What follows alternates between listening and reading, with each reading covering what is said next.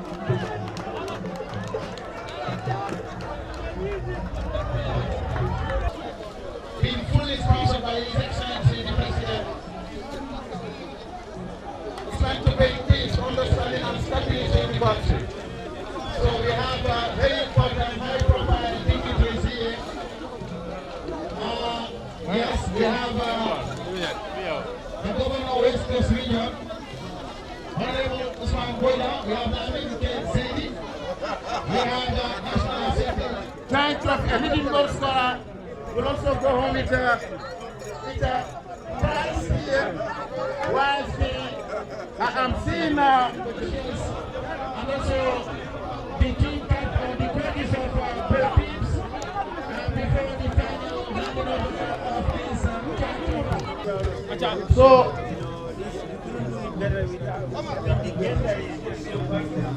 this is the first time actually witness a game where we have all the 4 referees, the central referee and the umpire and the other 3 are all female. This is unique in this country and this tells everybody a lot where gender balance is going. I congratulate all of you. It was a well-played game, well officiated, and I don't think we could have done it better with a male referee at that place. So congratulations to you and the whole team. Thank you very much, Honorable Governor. Now, can you please shake hands with the officials here? Can you please shake hands? So, you go and shake hands, yes. Okay, they said referee award will be done by...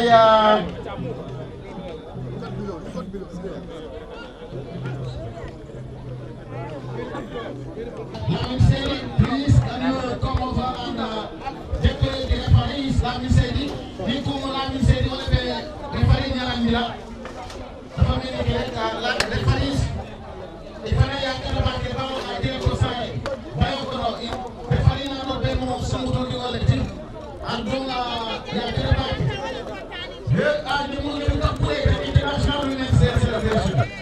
this is what a coincidence.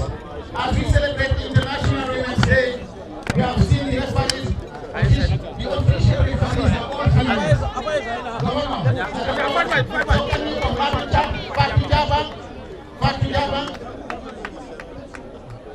Yo, that's it.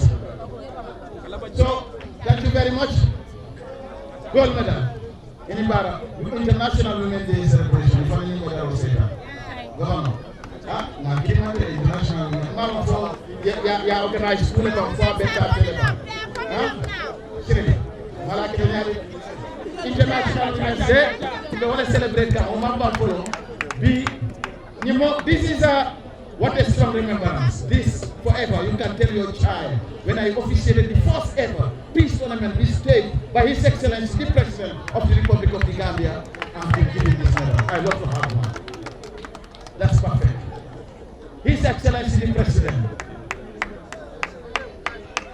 He's the champion of peace, the peacemaker, the peace builder. Now, we're going to best player. Best player. I start to be corrected. Best player, Abdullah Njai. That's it, Musudrame. She was the lady behind everything, pushing both day and night to see that this is done perfectly. So you want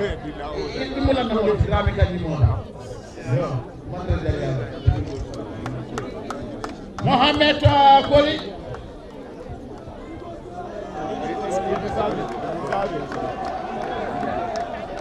Little goal scorer, Mohamed Koli.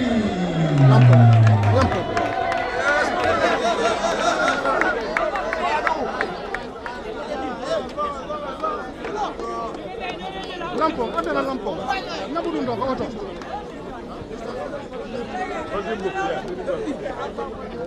Wallo mo, ada lampong.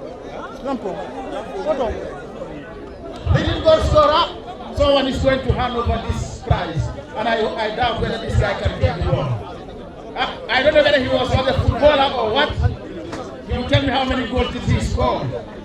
I will call on the commando, the general, Modu Sabali, who will give him the prize.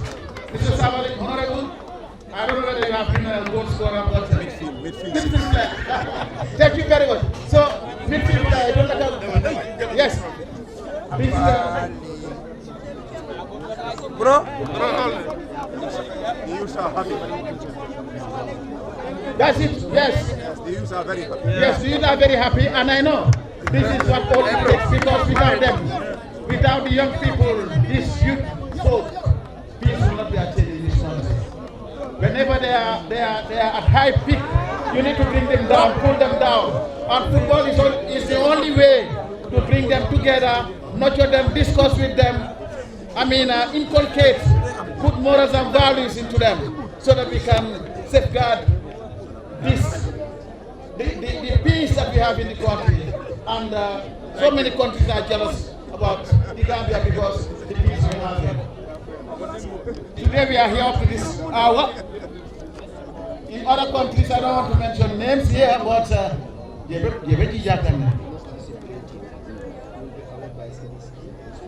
Mr. CBCC will give one award. You know, discipline is very important. I don't know whether it's a coincidence or what. Mr. CC. He got the most disciplined team. The whole tournament is Busumbala. Ye Kuluo, Famagio, Abeta than Kuluo, Famagio, and Tekula. He told them the most disciplined team.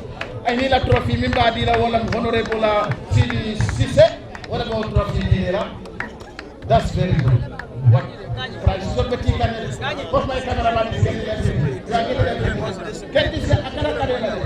Yes, sir. Busumbala. Albekar Lafambal says la Kukin. Nintimol be will contribute later. Albekar Tungo Alka peace because that's what they put on in Hello. Thank you so much, Mr. Cisse. We move. It's getting late. Next, as we move in.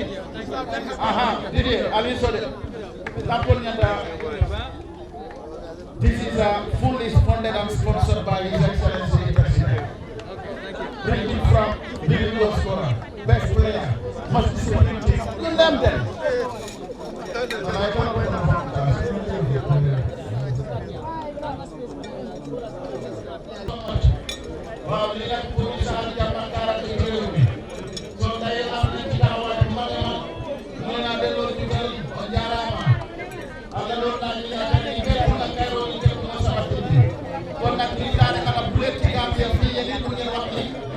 Tournament bu amoon fii président Barrow seet ko bu gannaaw bu ko ràññee mooy que président boo xam ne mooy Saal Jàmm ñu ngi soxla nag mu ngi nii bii nag seen doom yi seen citoyen nañ ko gis wax ngeen ci ñoo xam ne football nga ne force ay ba tournament di peace tournament jàllale rek wax ko ci wax tas na peace tournament maka Lamin Jam is a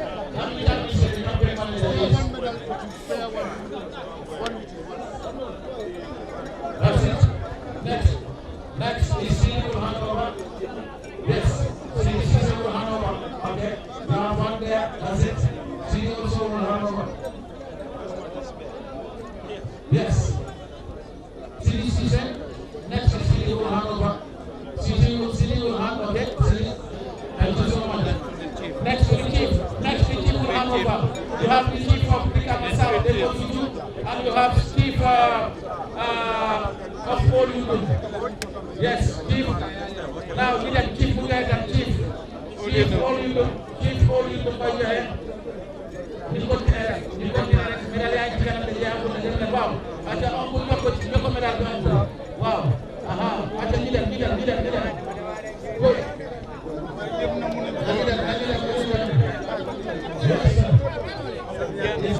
Okay. So that's $75,000. $75,000 after receiving at the initial stage. It's $30,000 or $40,000. They all the participating team $40,000.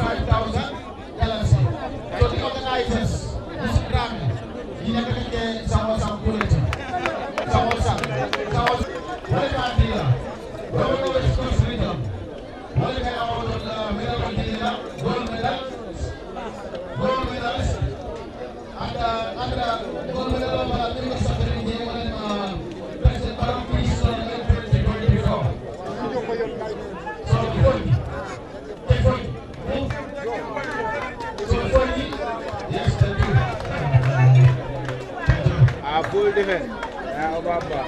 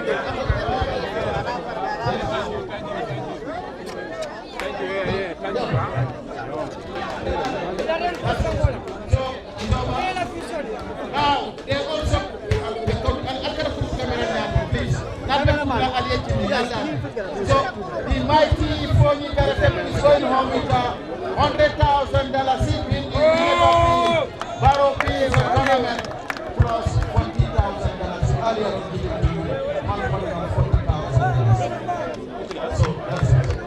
And also, and finally,